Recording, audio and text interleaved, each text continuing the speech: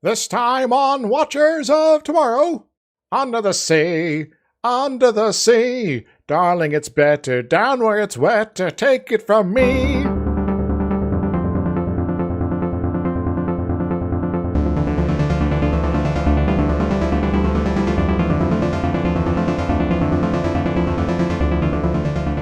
Hello everyone, and welcome to Watchers of Tomorrow, the sci-fi review and critique show where we're putting the humanities back into science fiction. My name is Gip, and I'm joined as always by my friend and co-host Dr. Izix. Hi. Aren't you glad we didn't do a full musical score that time? Yes. Me singing alone is a little easier to sort out there. Alright, this week, it's Space Atlantis, basically. Kinda, yeah. Not Atlanta, Atlantis. Slightly different. And also just, oh my god, these names. This episode is called the Ambergris element. Ambergris being the substance from a whale's digestive system commonly used in perfumes, popularized by Futurama. Yes. or was it popularized by this episode then repopularized by Futurama? Oh, I guess. We will never know. People who did Futurama were very inspired by a lot of old sci-fi things, so it could be. Yes. Oh, maybe we can get one of them on the show to tell us yes or no at some point. That would be fun. That would be interesting. So we have lots of random questions about things you referenced. Were you actually inspired by this, or was this something that came up? So this episode is written by a longtime veteran who we've gotten several things by already, Margaret Arman, who previously did Game Masters of Triskelion, Paradise Syndrome, apparently was one of the people who ruined the rewrite of the Cloudminders in animated series, so our most recent episode was also responsible for Lorelei's Signal. I hope this episode's better than that one. I can't decide. I will say this one's, I guess, less offensive. Yeah, less offensive, about as meaningful plot-wise, I guess. Yeah. And we have an uncredited voice of Lou Schimmer?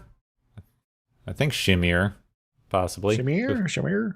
Who was one of the co-founders of Filmation and a producer for the show, who did several voices from here on, just random people in the office voice acting sort of thing. He was in Ghostbusters, Brave Star, She-Ra, Princess of Power, and various other roles in various times throughout Funimation's long history there. So going back to the mid-60s with the New Adventures of Superman. And that's just his producer credits. Oh, crap.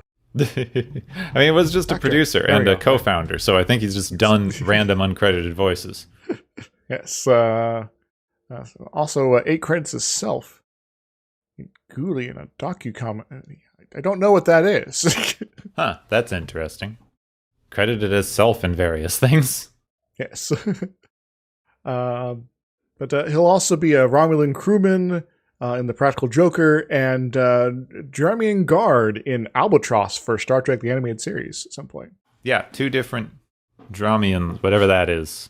Yes. I saw that coming up too, and we have no idea what any of that is, but maybe we will recognize them. We'll experience it later, yes. I don't know. There's not going to be a lot of stuff in this episode, so I guess we should get going. We could talk about how James Doohan's like playing a bunch of people again. Again. Yeah. Yep. Everyone who's not this guy is James Doohan. Again. Yep. Or Michelle Barrett. Again. I always think it's interesting because in the, they have the credits, opening credits, says starring the voices of, and then it has, William Shatner as Kirk, and Leonard Nimoy as Spock, and then it doesn't show, like, I just want it to keep being at the end of, like, everyone else. James Doohan. Scotty and everyone else. I don't even think you get Scotty in the opening credits because it's always only Kirk, Spock, and McCoy. It's just kind of unfortunate, Yeah. Got an ensemble cast here. Come on, guys. So, okay. The Enterprise is investigating the planet Argo, A world that has experienced such large seismic disturbances that the land has completely subsided, leaving the planet covered mostly with huge seas and a few dotted islands that were the tops of large mountains. Now, this Argo should not be confused with the film Argo in 2012, so it's just a coincidence. Yeah, don't do that. I guess. So we got an archipelago planet with little islands everywhere, and apparently going to have fewer islands sometime in the future, maybe. So they send down the Aqua Shuttle, which I wish that it's something I wish that Star Trek would use more often. It's pretty cool. Yeah. Though they do, at some point I think it was the Delta Flyer goes underwater for an episode. But that's sort of a special, does everything sort of special ship there, so... And they have to specifically modify it to work underwater for the episode. It's like, all right, we've already got it so it can go into crazy atmospheres, but water, just impossible unless we tweak it first. Yeah, I mean, it was designed specifically to go into the upper atmosphere of a gas giant, but water... Just too much pressure, I guess. I don't know, it's my favorite Futurama joke. It could stand atmospheric pressures between 0 and 1. So they sent down the Aqua Shuttle, which is a spaceship, watercraft, submarine hybrid. Yeah, it's pretty cool. They are apparently doing this to investigate and learn what they can about this planet, because there's an identical planet somewhere. Huh. An identical planet that's going to have the same thing happen to it soon, and they need to learn what they can about what happened to this planet to prevent whatever disaster on that planet. Well, we've already had like 3 or 4 versions of Earth they've run into, so I guess identical versions of other planets is kind of to be expected. I mean, yeah, it would stand to reason, wouldn't it? Earth can't be all that special. I mean, we got 12 Vulcans over here, we got 15 Cronoses over here, it's all good. So, Kirk, Spock, McCoy, and their shuttle pilot, who, I love this guy, because they animated him doing exactly one thing with one voice line, which is to say, "Yes, sir," and hit a button. Yes, sir. They used this 4 times. Push the button. Push the button. Push it. This guy exists for them to say, "Take us under." "Yes, sir." "Fire phasers." "Yes, sir." Wait a moment. Maybe he's actually a robot. They went to the iMud planet and grabbed one of the androids there and just like, yeah, just say yes, sir, and push a button every time we tell you to do something. Yes, sir. So Spock and McCoy are about to start doing their science stuff when they are suddenly attacked by a giant tentacly sea monster. Oh no, where's Captain Nemo when you need him? Yeah, where would Captain Nemo? Starfleet Captain Nemo would be fun. They're able to stun the thing with the ship's phasers, but when they go to investigate, it suddenly wakes up and starts knocking the ship around. Do we have a stun setting number 2? Well, now the phasers are broken, because I don't know why they went to check on the thing and let it start knocking the ship around. Maybe they're just bad at their jobs, I don't know. McCoy and the pilot are thrown clear before the creature drags the ship, still containing Kirk and Spock, down below the water. But now the guy doesn't have a button to push. Jeepers. So rude.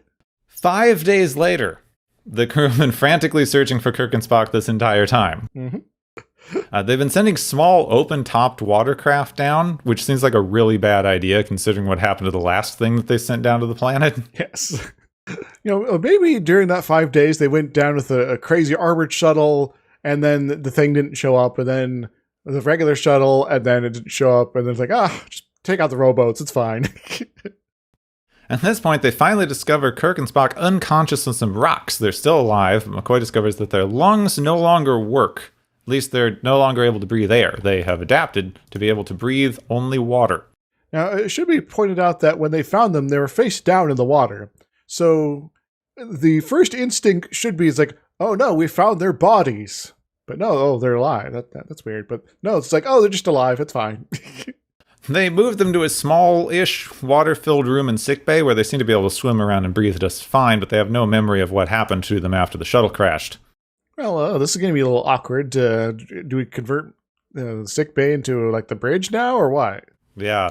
McCoy discovers that these changes are actually artificial mutations that were induced by a series of injections at strategic points of a compound that McCoy's never identified before. Never found. So, Unable to identify is the sentence I was looking for there. So, I don't like making anti-vax jokes, but this would be the place to put one if that was how we were going to go here. But, get your vaccines, people. Kirk thinks that the answers must be down beneath the water, but McCoy and Scotty both voice concerns about their inability to explore with shuttles and that they can't pick up anything down there on the sensors. But as Kirk points out, he and Spock can go down there just fine without worrying because of the water-breathing thing. Also, he can't really command a ship in a tank for the rest of his life. So Kirk's going to go on a mission of discovery all by himself with Spock to basically get command of his ship back, effectively. Mm-hmm. That's his entire one more time. Yes. That's his entire motivation, once again. So, donning reverse spacesuits, the two head down to the planet with Scotty on another one of these little support boat things. They have reverse spacesuits. They have these little aqua thingies that have water, so he could not have to be in sickbay the whole time, but, Pretty inconvenient or something. Kirk and Spock soon come across a group of green-skinned aquatic humanoids, later called the Aquans, who are gathering kelp. Well, these guys, maybe they know what happened to us. Hey, are you guys like expert medical people? They might be, but they don't want Kirk and Spock here. They yell at them to leave. They have no love for surface dwellers, you air breather, you. Blatantly not. They say that their young saved their lives, but that they disagreed with that decision. Well, this is an awkward situation. The people with all the answers don't want to talk to us because of some sort of weird disagreement. Yeah. Huh. So, the Aquans leave. Confused but unperturbed, Kirk and Spock follow to an undersea rift where they emerge from this to find a large Aquan city. Wait a moment, another hidden city? This one's not tiny, is it? No, this one's huge. Though, as much as I love this aesthetic, I love myself some good underwater travel. I love submarines. Like, it's one of my favorite little things is to just have like, oh, what's down there, underwater civilizations and stuff. Mm-hmm. What are these buildings for? It's a good question. There's no weather. They're all in the water. There's water inside and outside of the buildings. Well, maybe it's to keep out the big, crazy snake tentacle monster, Thalio? That could be. They are soon caught in a net and brought before a council of Aquans, who are somehow managing to sit down. Maybe they, I don't know, maybe they've eaten rocks or something like that, so they're less buoyant. Yeah, they could be. But it's just none of the stuff here makes sense for being underwater. Yeah. There's a SpongeBob quote. Like, they sent a note and the letters run. He says, some people have no idea of the physical limitations of living underwater. Well, onto the fire. So, apparently the council's here to put them on trial or something for being intruders. It's kind of unclear. There's older Aquans who don't trust the two outsiders, keep citing ancient records about air breeders, and think no one can be trusted. And there's younger Aquans, led by a woman named Rilla, who don't think they should always believe the ancient records, are the ones who helped Kirk and Spock mutate in the first place, and think they should hear them out. So we got some conservatives versus some young progressives here. Seems like a dynamic that plays out often enough. It does. So the old members still think they're hostile, and they don't believe that they came from another world. They're definitely air breathers, and they aren't going to explain themselves. Also, the mutation that they used to turn them into water breathers, so they're no longer air breathers, like they keep yelling at them about, only goes one way, so bad luck there. Yep, sorry, sucks to be you. So I guess you're going to have to live with us now because you're not air breathers, but you're air breathers, so you can't live with us, so go away. So, back on the surface, Scotty gets a warning from the ship that there's soon going to be a massive sea quake that's going to destroy everything in the area, and they need to warn Kirk and Spock before it hits. Scotty moves the boat closer to where he thinks they went in order to get a better signal, but the boat is also seen by the Aquans, who use it as evidence of Kirk and Spock's treachery, and they're taken to the surface and tied to some rocks to suffocate to death. Now, it should be pointed out that before this, that the Aquans explicitly state that they don't like hurting people and don't want to kill people. So, yeah, they're now trying to kill people. Yes, they explicitly say, like, hey, we're peaceful and whatever, not like you air breathers. Well, let them go suffocate while they're tied down. Oh, but it wasn't us who killed them. It was the air. Yeah, our hands are clean. They're supposed to be air breathers. If they couldn't take the air, then it's their problem, not ours. So Rila comes and tries to get them out, but she is too weak to take a net off of them, which is unfortunate. Kirk sends her off to find Scotty, and she brings the boat back with help. Now reunited with Scotty and back in the water, Rayla exposits. Exposition time. Hooray, we're finally going to get some clues of what's actually going on here. Finally. So, the planet was once peaceful, but water started to rise, and her ancestors developed a mutagen that would let them breathe underwater, because there's now a lot more water.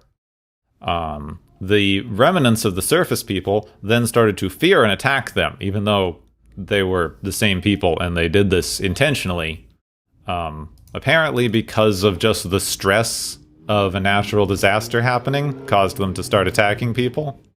That's what they cite anyway. This is a little confusing as far as stories go, but I'm going to put it down to unreliable narrators, because apparently this was some long time ago. Yeah. Of indeterminate age, so.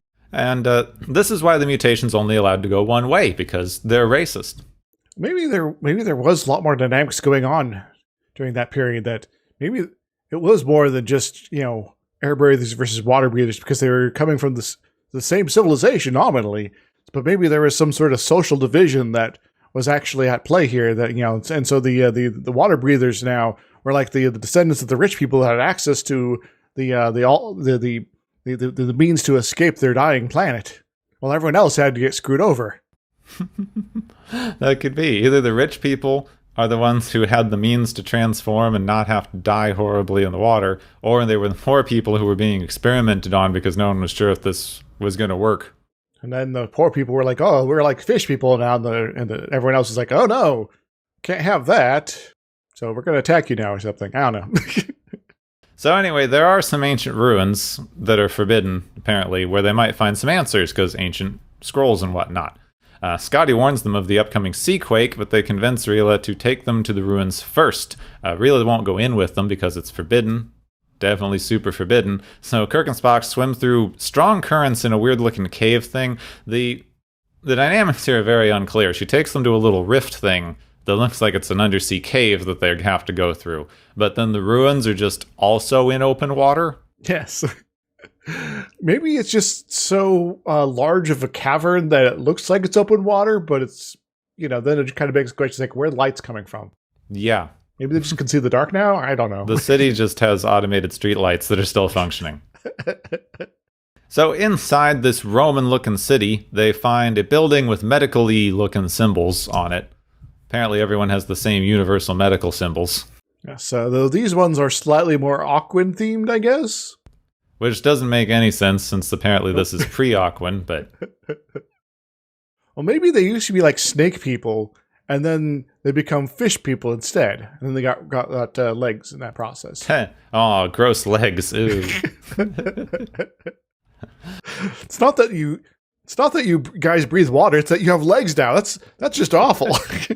They grab the first three things they find, which I guess are important, and go to leave. But then they're attacked by the sea monster again. Oh no. Very conveniently, there's an earthquake and the building collapses on it, and they leave. I know, our sacred temple of all the important stuff that hopefully we got everything out of. Yeah. Yeah. You hope so. So McCoy analyzes what they brought back to find that they brought back exactly what they needed. Oh, that's convenient. Apparently, the stuff inside them is something like ambergris. They say that because that would make sense somehow. Also, you. They did mention earlier that the big crazy snake thingamajig was apparently biologically similar to a whale. So, hint, hint, hint. Yeah, could be. Also, they need an antitoxin to cancel out the mutagen in their blood. Unfortunately, the antitoxin is the venom of the Sur Snake, which we've never heard this name before in the episode, but apparently we're supposed to know it's just the giant tentacle thing. Well, there is only one bit of wildlife we really run into here, so... yeah, it's just weird that they suddenly name it like we're supposed to know what's happening. Yes.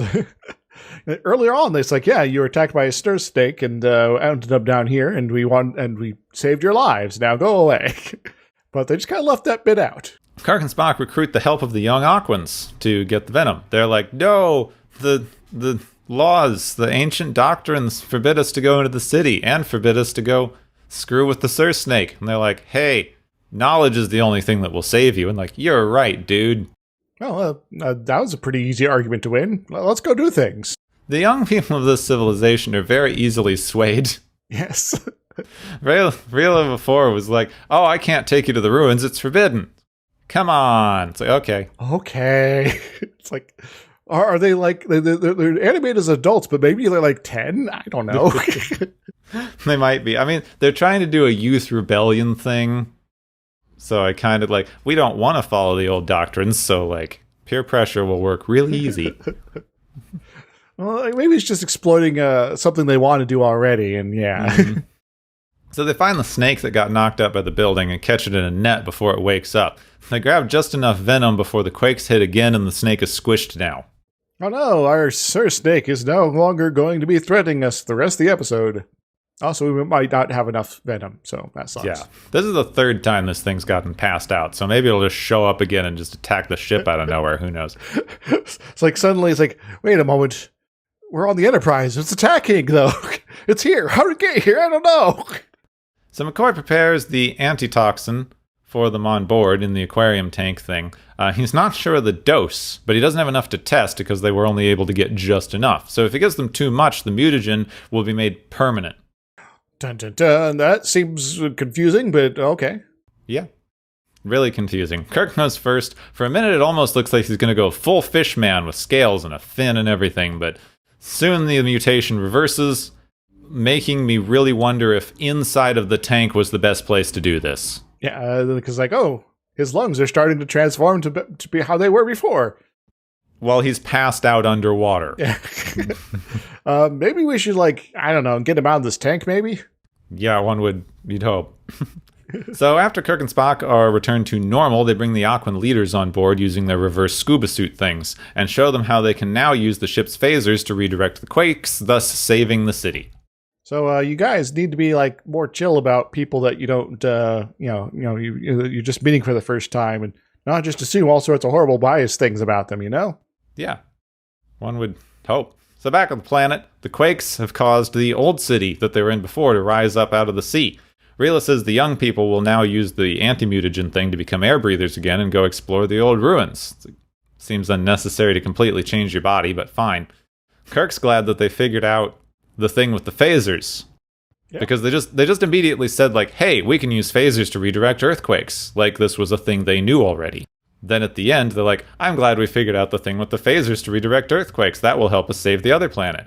Now, there was a little bit of an off-handed comment about also in their sacred scrolls that they found that there was something useful on that, but it wasn't really sort of delved into other than, now we have the solution. Yeah. Now we have the magic solution. It's like, wait a moment, we could do this. We've acquired enough knowledge about biological mutation and also tectonic activity from these ancient scrolls that we just happened to stumble across at the right time before they were all possibly destroyed, that we were able to solve this problem. So this is all very contrived. Yep. Very, very, very contrived. But that's a Star Trek, animated series sort of trope at this point. So, as you do, I guess. Yeah, we had to figure out how to do this thing. Oh, we figured out how to do this thing. Okay, then. Good job. What next impossible thing we're going to do next, eh? So they express a little bit of concern that now with the young people who are going to live on the surface, maybe they'll lose touch again and fight. And the older council members go, no, we'll write an edict to forbid that we lose touch and fight. And the young people go, well, that edict we'll listen to. But not your kids. They'll ignore it. Don't worry about it. That's a future you problem. Yeah. Also, they seem really hung up on edicts solving all their problems, and that hasn't worked so far. So, yeah, the edicts definitely work and have worked and will do exactly what we need and want. Like they didn't Yeah. So that was an episode. Yeah, that was definitely that. So what do you think the big lesson is for this week's outing? It seems to be a weird mix. I mean, it's not bad because it's interesting that they kind of did a both thing in this, because before we've definitely gotten sort of, especially original series episodes of like, those teens, listen to your parents. Listen to your parents or everything will be terrible forever. Yeah. But now it's like the younger folk are actually like, yeah, we were actually kind of right here, and we're just kind of scared of like defying you because, our society's like that. Yeah, this one's first off, it's a pretty like, yeah, the younger people were kind of right. They were just worried about defying the older people. So there you go. But also, it's sort of a like, both sides have a little bit to listen to. Like, y'all old people are xenophobic and weird and whatever, but like maybe some of the old edicts existed for a reason. You just maybe should know what it is and communicate it better. But it gets back that unreliable narrator sort of stuff, that if you're going to be separated from the events and the causes of why these things are laid down, you can very easily lose track of why something was established in the first place. And so it stops being it's like, oh yeah, we have this as a rule because, eating the crazy sponge over there will actually kill you. So don't do that. Now it's forbidden to go anywhere near it. And if you do, you'll be punished by us or the gods or whatever. And people are like, oh, well, if it's just sort of this weird sort of external authority claiming this, and they don't seem to have any good reason for it, maybe they're full of crap, and I'm going to go touch the sponge. They need reasons for the like edicts and stuff in order for it to make sense, so you know what to follow, which seems to be a bit of the message, because at the end they're like, well, we'll make an edict that we have to be friends. And they're like, well, that one we can listen to. So it's really kind of it's an interesting ending, because they depicted the older generation as wrong basically the entire way through, which is kind of an interesting choice here. Mm-hmm. But then at the end, the older generation kind of comes around and is like, we'll use the things we understand to try to make sure that we don't lose touch. And the younger generation goes, that seems like a good idea. So both of them learned something, and now they're going to listen to each other and work together from now on, which is an interesting, like it's always portrayed usually as like, either the younger people are always right and the old people are just going to hold them back, or the older people are always right and the younger people just have to learn to listen. But we got a little bit of a coming to terms here. It's a little, hokey, but it's something, I guess. But I will say that the political philosophy most on display here, as far as their society go, is sort of like old school conservatism, where it's very much all right, so this is how our society is working, and we have these sort of collection of ideas, axioms, assumed rules, traditions, etc., that have been, established to work for us, and so we are going to keep following them, in fear that if we try anything else, great disaster will happen, and so you have this institution of the tribunal, whatever it is, council of elders and sometimes young people, sort of ruling society. And they keeps coming back to the established doctrines that they've been following, and that's like we have to go with this because we must, because that's how we are. And it's gotten to the point where as I mentioned before, they've sort of lost track of why they're sort of doing this. Is it because this is how it works and this is how we keep ourselves necessarily safe? There is some hints of that, but it is very much comes off as we've taken it overboard. We're going all the way to be, an assumed thing as opposed to something we actually believe.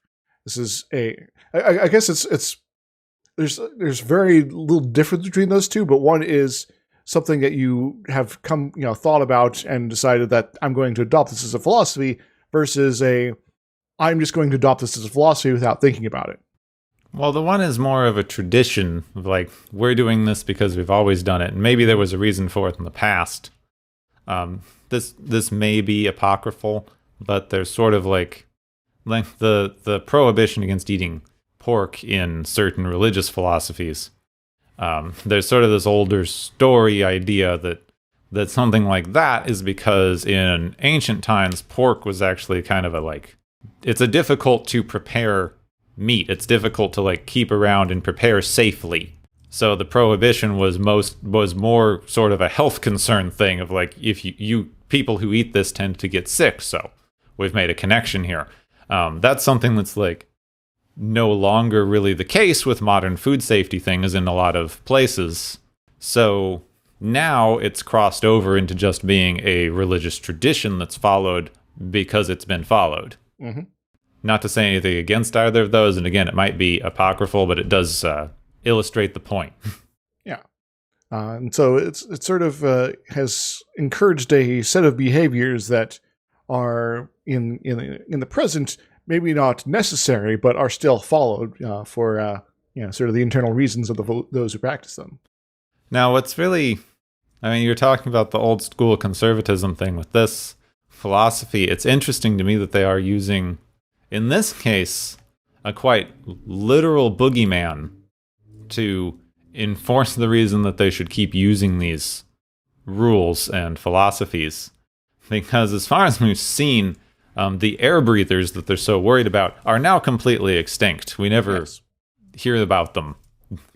Yeah, there's no sign that they're on the surface. The Enterprise is unable to detect any sign of civilization or people on the surface at all, so it kind of implies that they're all gone. They've all died, or they've all become Aquans themselves.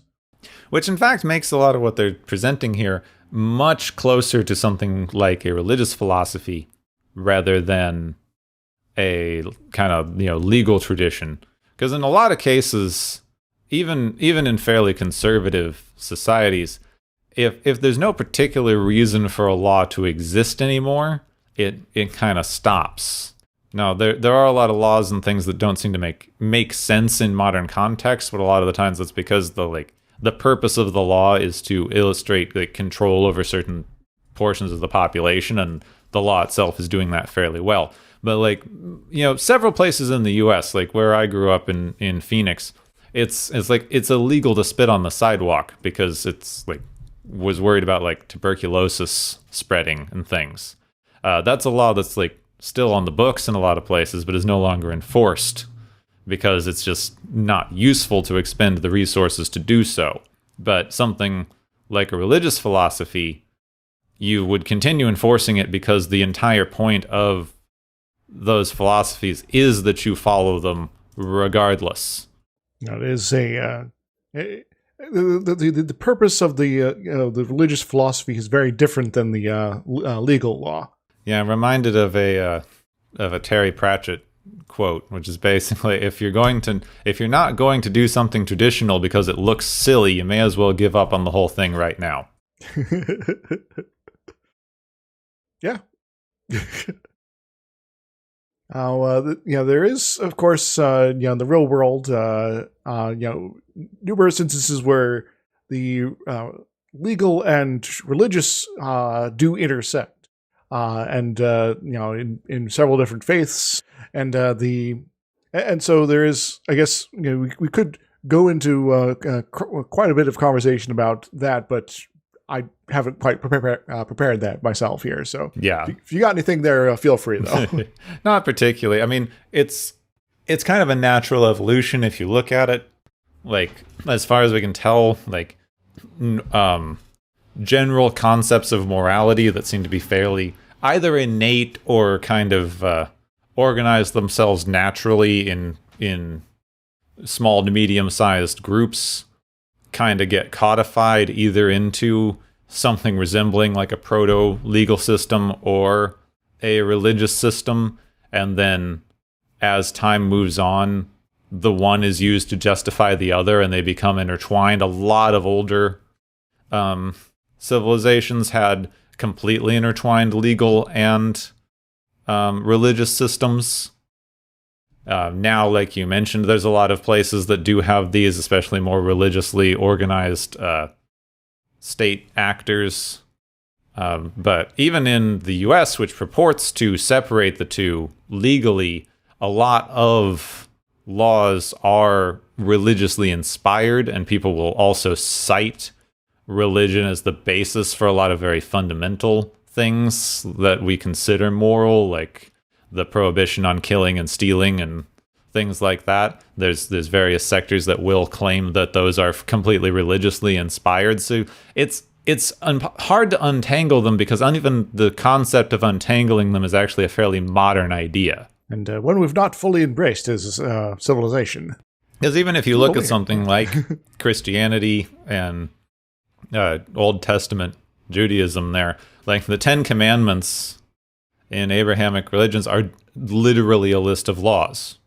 These are the things you do and do not do, so get to it, folks. So, like, go out and honor your parents, but don't kill anybody, please. And there was a particular framework of lawmaking, even in, like, the Middle Ages, of, like, theologians would study religious texts in order to determine what they should do legally. So what is the moral way to deal with this problem? And are we being moral enough in our going after it? And of course, then you wind up with the particular problem of the ancient divine right to rule ideas, which persisted in the Bronze Age through the Middle Ages. Oh, and even sooner, more recently than that, too. Like, now you still have that, but it's a little less. Most people don't literally say that the ruler is the personal on earth personification of God. But it's they still maybe want to act like it. Mm-hmm. And then you wind up with a problem there, because if the king is literally God, then anything the king says to be legal is God saying it. So you basically have a completely integrated legal and religious system in those cases. So I guess be careful if you're hanging out with the King of Rome. But yeah, that's not, I don't know. Like we said, that wasn't where we thought the conversation would go. We try to prepare stuff for these things, and then sometimes we wind up on a wild tangent. Yes. So do you want to talk about Ambergris instead? Sure. Let's just whale gook. So do you know what Ambergris is?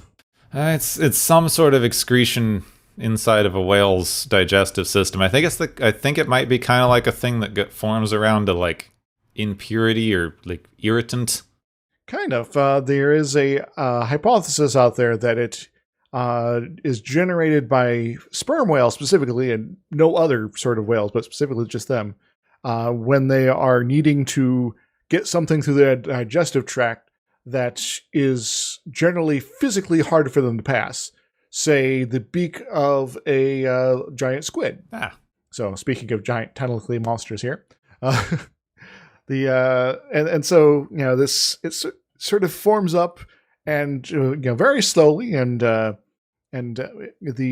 it's I guess forms around it or near it or as a response to, and maybe whatever it was trying to deal with is already passed, and it just keeps building up because oh no, it's probably buried in there somewhere. My body doesn't know how to stop for a while, and then it just does it for a while, and then there's this big giant lump of gunk inside the digestive tract, and it needs to go somewhere eventually. And so unless the sperm whale dies, it tries to pass it, aka poop it out. So it's not quite poop, but it's similar, I guess. Well, I know that it's valuable for one being rare, that comes from one particular kind of whale that dumps it out into the ocean. Mm-hmm. And also there's this weird thing in perfume making.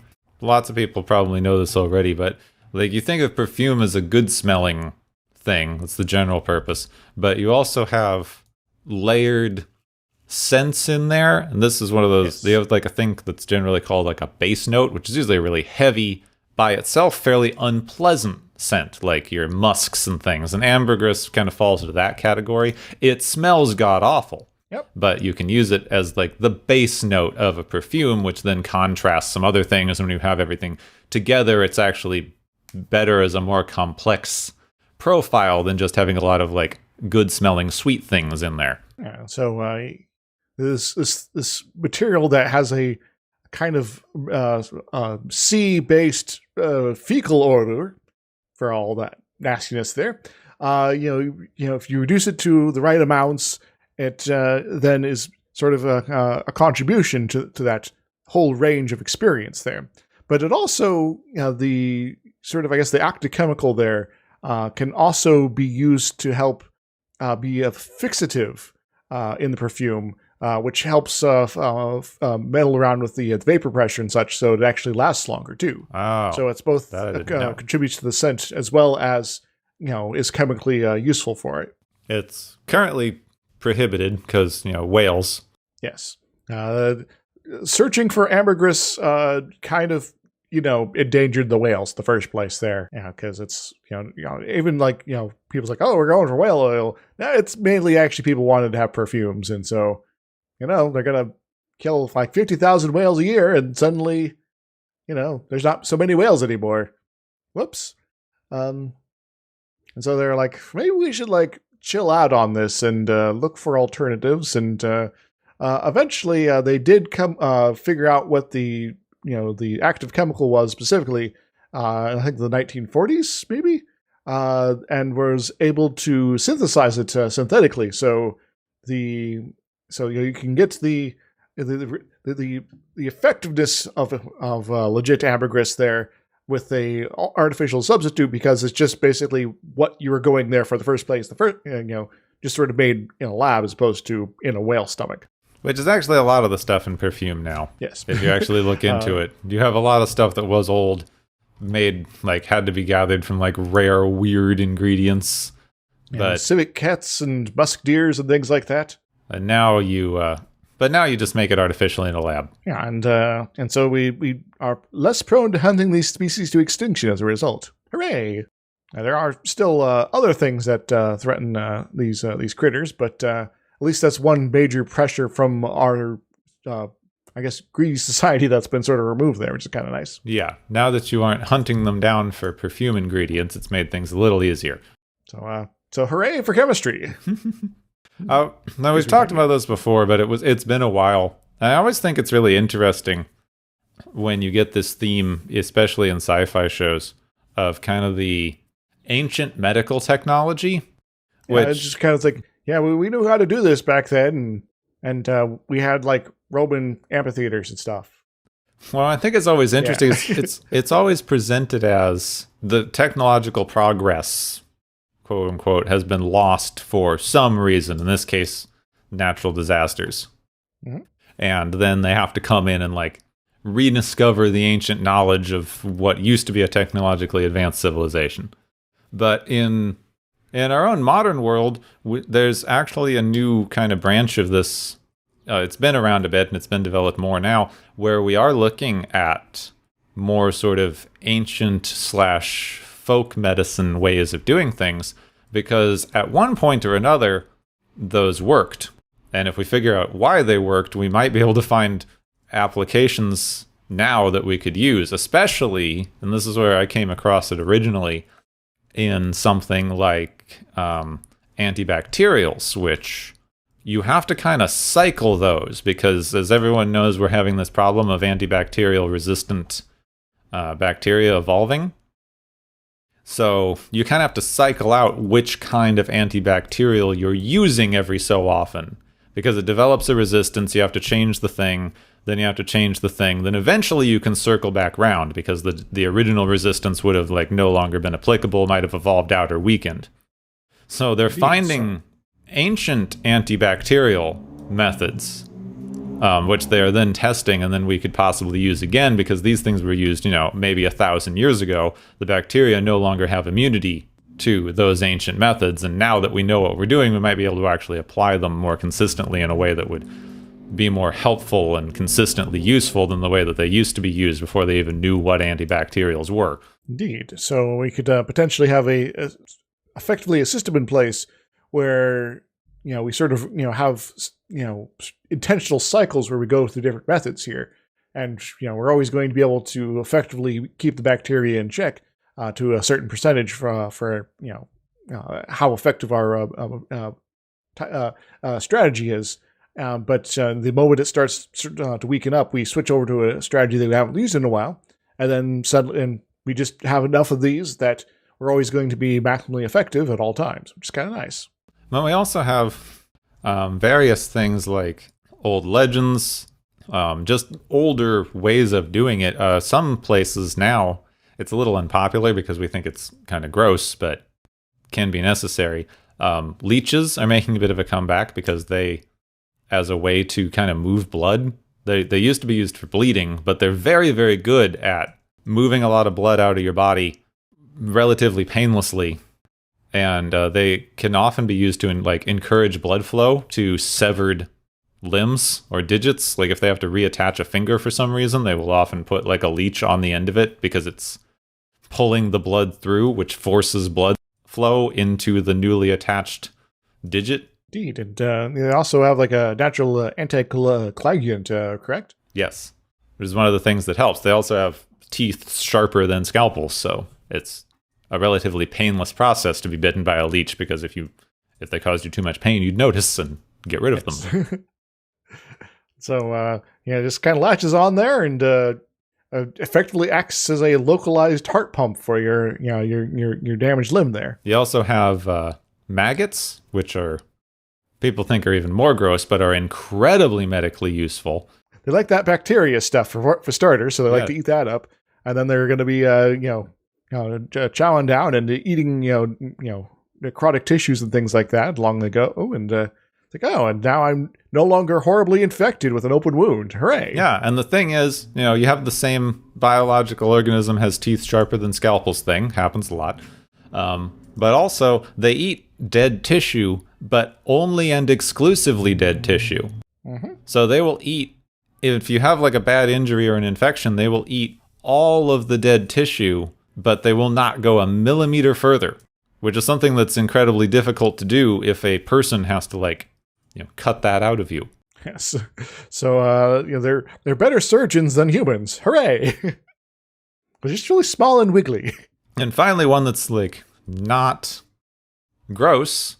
Honey itself was used as a antibacterial, and you can use that now. It's an incredibly good antibacterial, and it's such a good antibacterial that honey is usually completely clean and sterile already. It in fact doesn't go bad. Honey is a food that we've found thousands and thousands of years old, stored crystallized honey that is still viably edible.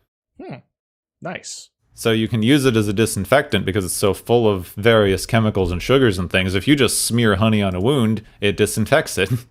I'll have to make use of that sometime in the future, I think. So overall, they're all we have this idea that we're just in this inevitable march of progress and everything now is better than everything we used to use. But the more we look into it, we're finding things that we used to do that we discounted as, dumb, out-of-date ideas that are actually incredibly useful and are in fact better than some of the stuff we're using now. We shouldn't discard the past. We should learn from it. Which is kind of the basis of this episode. Also, they have a really interesting... They don't do anything with it. But it's a somewhat interesting message of, even in these people who are, you have, an underwater civilization and an air-breathing civilization that were at war. They do this whole, but they were the same species, so it was dumb for them to fight each other. Yeah.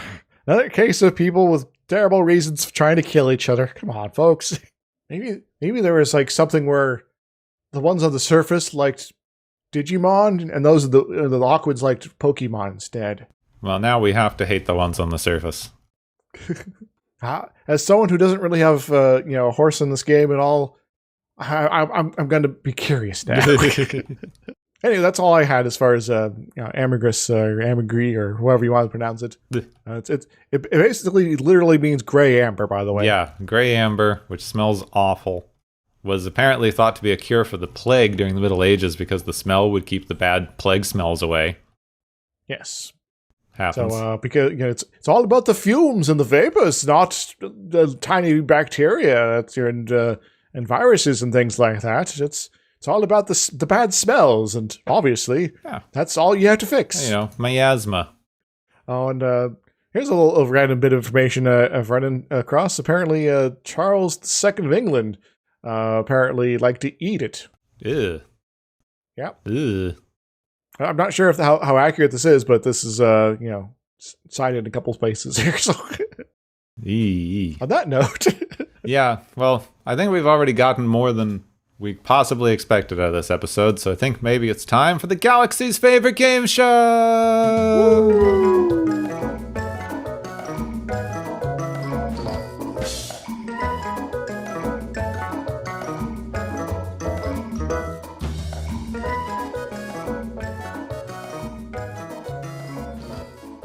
Hey everybody, welcome back to the Galaxy's favorite game show. How are you doing tonight? I hope you're doing fantastic.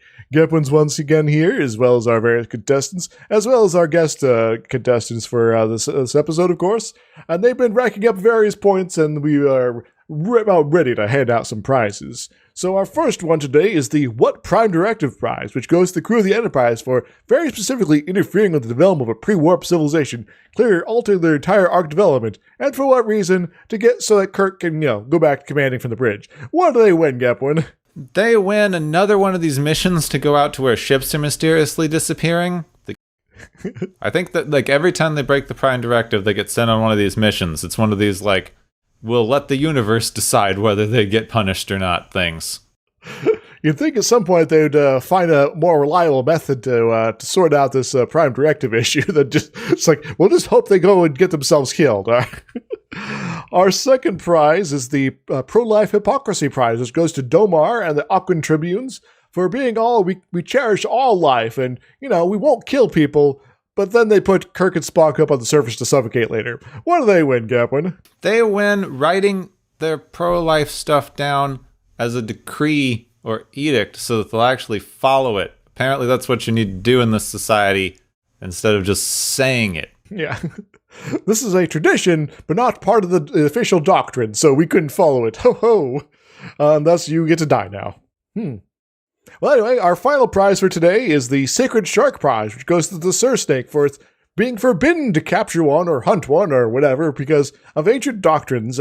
So don't you go do that, guys. What does the Sur Snake win, Gepwin? Well, given that this one is probably dead, I think they should collect it, put it in a tank with some formaldehyde, display it in the art museum like Shark in Tank. It's one of my favorite art pieces because you look at the materials list, just says glass, formaldehyde, shark. I think we're going to need a bigger tank, though. It's pretty big. Anyway, take us away, Gepwin, because that's all we got for today. Our various contestants have been beautiful and a little damp, but we'll get the mops later. So let's get out of here. Just reminds me of going to the room at the Natural History Museum that has the life-size blue whale replica. That'd be cool. See one of these stupid things. Quite large, I'm guessing. So thank you to all of our contestants and everyone for joining us here on the Galaxy's favorite game show.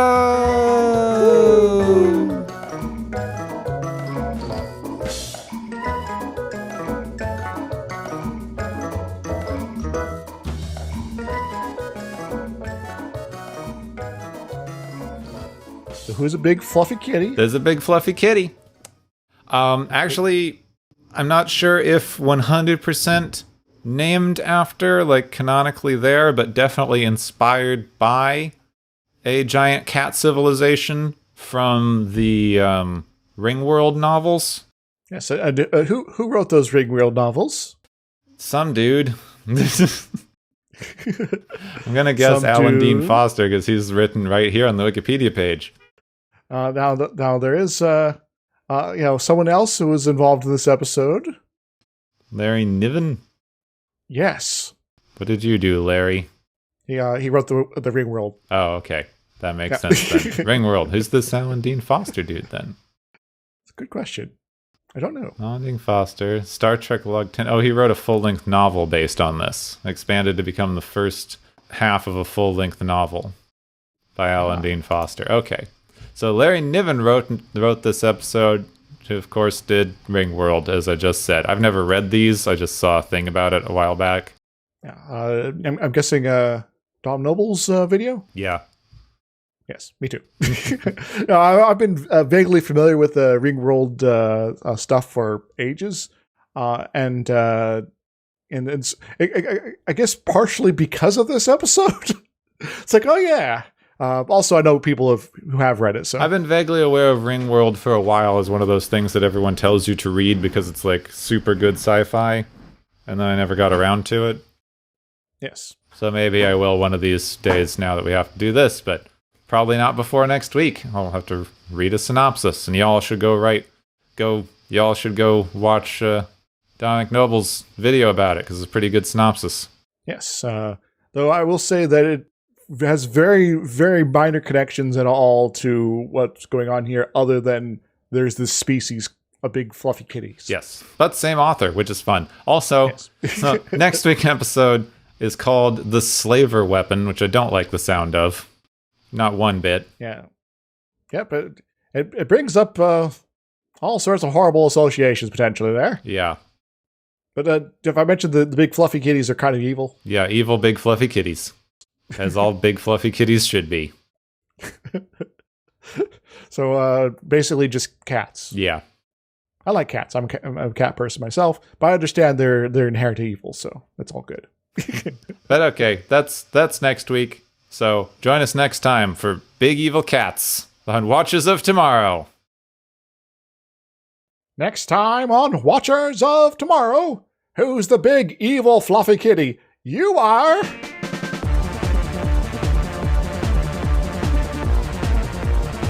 You have been listening to Watchers of Tomorrow, a podcast on science fiction media. Find and follow Watchers of Tomorrow on Podbean, YouTube, Spotify, iTunes, Google Play, Stitcher, Pocket Cast, Spreader, Digital Podcast, and perhaps many more to come. If you enjoy our podcast, make sure to subscribe for more. And where possible, make sure to rate your experience or leave us a review. You may find Gepwin on youtube.com/Gepwin and Twitter @Gepwin. You may find me, Dr. Isix, on youtube.com/Dr. Isix and Twitter @IsixLP. Music is Waveform and Mori's Principle, both by DRKRN. You can also check out the Watchers of Tomorrow Discord channel. Make sure to share the experience with your friends, family, enemies, and alien overlords. If you feel you are suffering from transporter syndrome, please be aware that the next time you step off the transporter, that you, that is now, no longer exists.